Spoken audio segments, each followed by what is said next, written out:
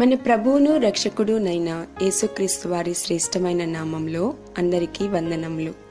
రోజుకు ఒక మిషనరీ జీవిత చరిత్రలో ఈరోజు మనం చూడబోచున్నది థియోడర్ బేజా యొక్క జీవిత చరిత్ర.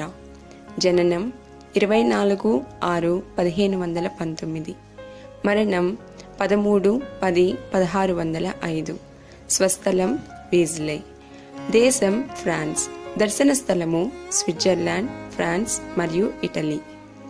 థియోడర్ బేజా ఒక ఫ్రెంచ్ ప్రొటెస్టెంట్ వేదాంతవేత్త, సంస్కర్త మరియు పండితుడు.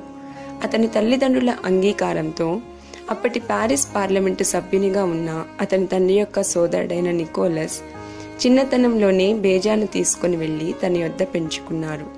నికోలస్ అతనిపై ఎంతో శ్రద్ధ వహించగా బేజా మంచి విద్యాభ్యాసాన్ని పొందారు.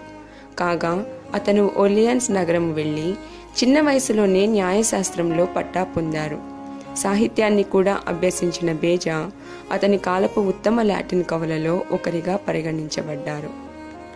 బేజా అనారోగ్యం పాలైనప్పుడు క్రీస్తులో కలిగే రక్షణ గురించి తెలుసుకున్నారు. యేసుక్రీస్తును తన రక్షకునిగా అంగీకరించిన తరువాత అతను జెనీవాకు వెళ్లి అక్కడ గ్రీకు బోధకునిగా పనిచేశారు.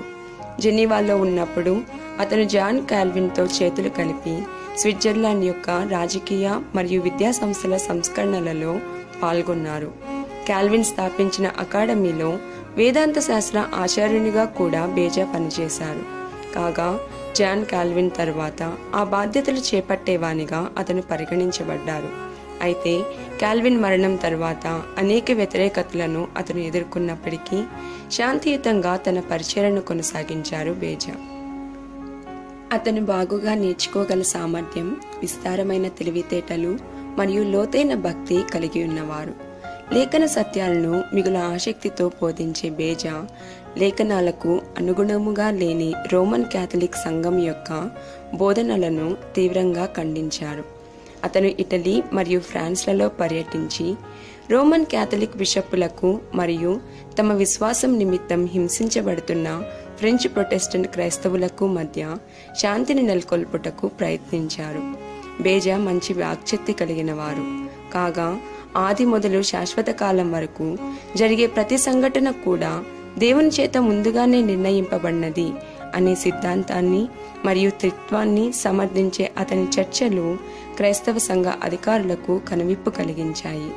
కొన్ని బలమైన నమ్మకాలను, కొన్ని భిన్నాభిప్రాయాలను కలిగి ఉన్నప్పటికీ అతను కనికరం గల వ్యక్తి మరియు తోటి క్రైస్తవ సహోదరులతో శాంతియుత సంబంధాలను కలిగి ఉన్నవారు అని చెప్పవచ్చు.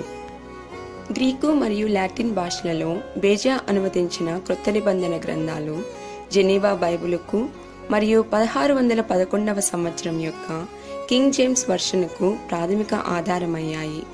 కాల్విన్ యొక్క జీవిత చరిత్ర మరియు ecclesiastical history of the reformed church in the kingdom of France, అనగా ఫ్రాన్స్ రాజ్యంలో సంస్కరించబడిన క్రైస్తవ సంఘం యొక్క మత సంబంధ చరిత్ర అనునవి అతని రచనలలో కొన్ని.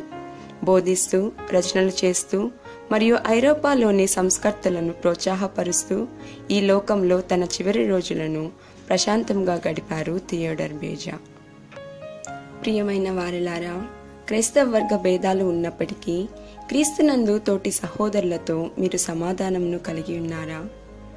ప్రభువా, లేఖన సత్యములను వివరించుటకును తోటి సహోదరులతో శాంతియుత సంబంధాలను కలిగి ఉండుటకును నాకు సహాయము దయచేయము.